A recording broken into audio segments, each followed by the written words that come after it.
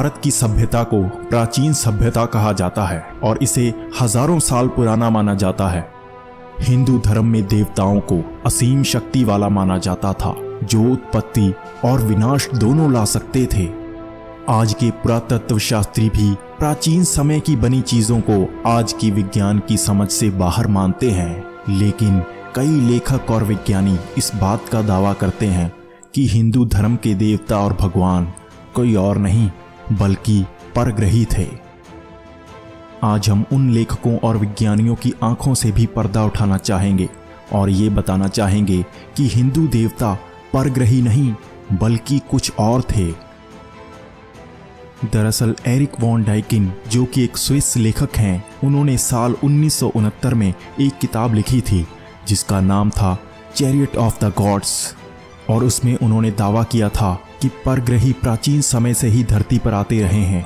और साल 1972 में लिखी किताब gods from the outer space में तो उन्होंने साफ साफ कहा था कि हिंदू देवता और भगवान सिर्फ परग्रही थे, ना कि भगवान। इसके बाद से ही पूरी दुनिया में इस बात पर बहस छिड़ गई।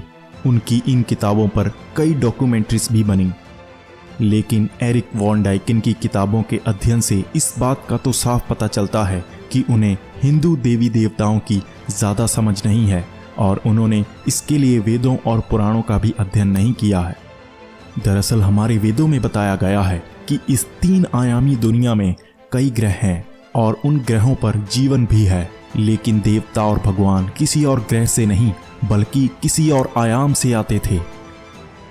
वैज्ञानिकों का भी मानना है हमारा ब्रह्मांड 3 आयामी है और समय चौथा आयाम है, लेकिन इससे भी आगे कई आयाम हैं जो अब तक विज्ञान की समझ से बाहर है, जबकि वेदों में 64 आयामों का भी वर्णन किया गया है और अगर उन 64 आयामों का भी स्तरीय विभाजन करें तो अनंत आयाम है। इस तरह 3 आयामी ब्रह्मांड में वो देवता हमें शिक्षा देने आते थे और वो परग्रही नहीं बल्कि पर आयामी थे। वेदों में बताया गया है कि हमारी 3 आयामी दुनिया भी 3 स्तरों में विभाजित की गई है, जिसमें स्वर्गलोक, पृथ्वीलोक और नरकलोक शामिल है। हमारी आत्मा इन आयामों में सफर कर सकती है, जबकि देव और भगवान दूसरे भी आगे के आयामों में सफर कर पाते हैं। अगर हम सरल भाषा में समझें तो हमारे पास एक कंप्यूटर में कई एप्लीकेशंस काम करती हैं। हम उन एप्लीकेशंस को काम देते हैं और वो उस काम को पूरा करती हैं।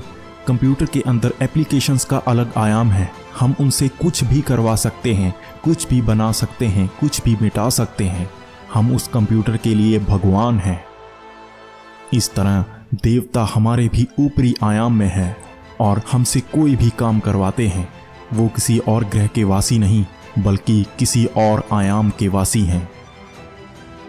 हम उनके पास नहीं जा सकते, पर वो जब चाहे हम तक आ सकते हैं। जब श्री कृष्ण का जन्म हुआ था तब वो भी इंसानी रूप में आए थे, क्योंकि विष्णु भगवान को हमारे आयाम में आने के लिए 3 आयामी नियमों का पालन करना पड़ता है। एरिक वॉन अपनी किताब में श्री कृष्ण को भी परग्रही कहते थे।